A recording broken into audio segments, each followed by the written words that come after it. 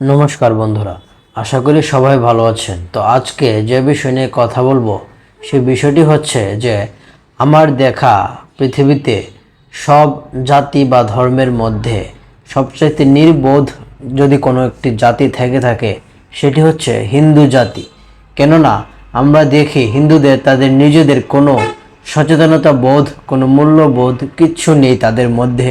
তারা শুধু আছে আত্মকেন্দ্রিক বা ব্যক্তিকেন্দ্রিক। হিন্দুরা শুধুমাত্র আছে কিভাবে নিজেরা বাঁচতে পারবে, কিভাবে নিজের সন্তান ভালো হবে, কিভাবে নিজে ভালো থাকবে। অর্থাৎ হিন্দুরা হচ্ছে আত্মকেন্দ্রিক, আর এই আত্মকেন্দ্রিক থাকার কারণে আজকে হিন্দুদের এই করুণ অবস্থা। কেননা আমরা দেখতে পাচ্ছি যে বর্তমানে সারা পৃথিবীতেই হিন্দুদের বিভিন্ন সমস্যার সম্মুখীন হতে হচ্ছে, তার মধ্যে বাংলাদেশ হচ্ছে অন্যতম উদাহরণ। কিন্তু তবুও হিন্দুদের মধ্যে কোনো চেতনা জাগেনি। তারা যেভাবে ছিল পূর্বে এখন ঠিক সেইভাবেই তারা আছে, কিন্তু এর ফলে পৃথিবী থেকে ধীরে ধীরে সনাতন ধর্ম ক্ষয়িষ্ণু হয়ে যাচ্ছে। এবং আমরা দেখছি যে পৃথিবীতে বর্তমানে সবচাইতে সংখ্যাগরিষ্ঠ সনাতন ধর্মাবলম্বী তথা হিন্দু জনগোষ্ঠীর দেশ হচ্ছে ভারত। আর সেই ভারতে আমরা দেখি যে সনাতন ধর্মকে নিয়ে সবচাইতে বেশি অবমূল্যায়ন করা হয়। কিন্তু ভারতীয় হিন্দু সমাজ এতটাই নির্বোধ এবং এতটাই মেরুদণ্ডহীন যে তারা এই বিষয়গুলো নিয়ে কোনো পাত্তাই দেয় না। আর তাদের এই মূর্খতার সুযোগ নিয়ে অন্যরা সনাতন ধর্ম নিয়ে যাচ্ছে তাই আচরণ করে। তো আজকে যে বিষয়টি বলতে চাচ্ছিলাম সেটি হচ্ছে কিছুদিন পূর্বে ভারতের তথাকথিত বলিউডের একজন অভিনেত্রী সে সনাতন ধর্মকে ছেড়ে দিয়েছে, অর্থাৎ সে অন্য মতে ধর্মান্তরিত হয়েছে।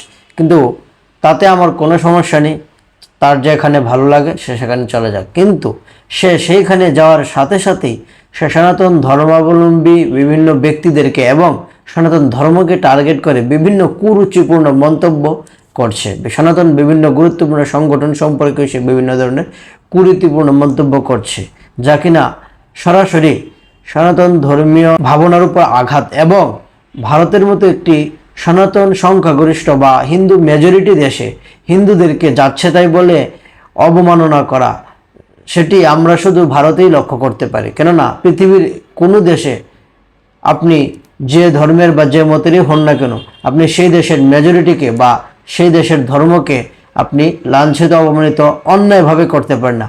সে যে বলছে তার কথাগুলো যদি যৌক্তিক হতো তাহলে মেনে নেওয়া যেত, কেননা হিন্দুরা সবসময় যৌক্তিক কথার সঙ্গেই থাকে। কিন্তু সে অযৌক্তিকভাবে মিথ্যা কথাকে সে সনাতন ধর্মের উপর চালিয়ে দিচ্ছে।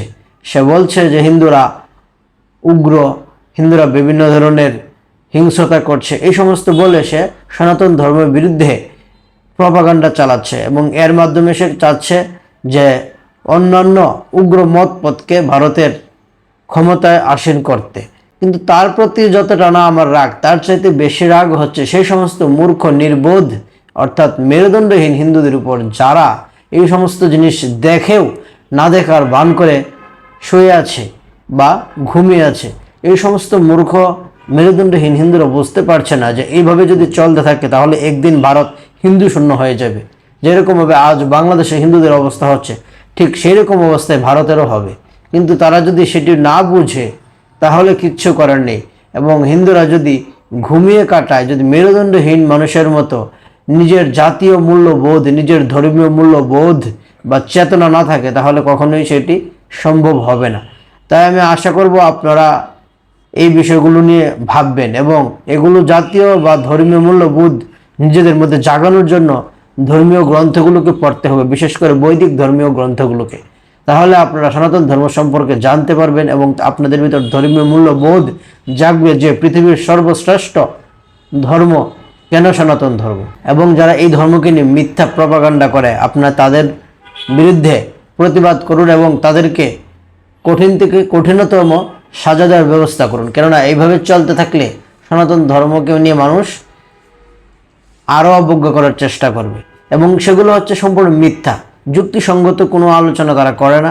তারা শুধু শুধু তাদের ক্ষোভের বা হিংসার বশবর্তী হয়ে সনাতন ধর্মের প্রতি তারা এই সমস্ত বিষোদ্গার করে। তাই আমি আশা করব আপনারা আমার কথাগুলোকে মনোযোগ দিয়ে শুনবেন এবং সেই অনুযায়ী বিবেচনা করবেন। এবং আমি আশা করব আপনারা আমার এই ভিডিওটিকে শেয়ার করে অন্যদের মাঝে ছড়িয়ে দেওয়ার চেষ্টা করবেন। তাহলে বেশি সংখ্যক মানুষ জাগতে পারবে। তো আজকে এই পর্যন্তই, দেখা হবে পরবর্তী এপিসোডে। সেই পর্যন্ত ভালো থাকুন। ধন্যবাদ সবাইকে। নমস্কার। ওম শাম।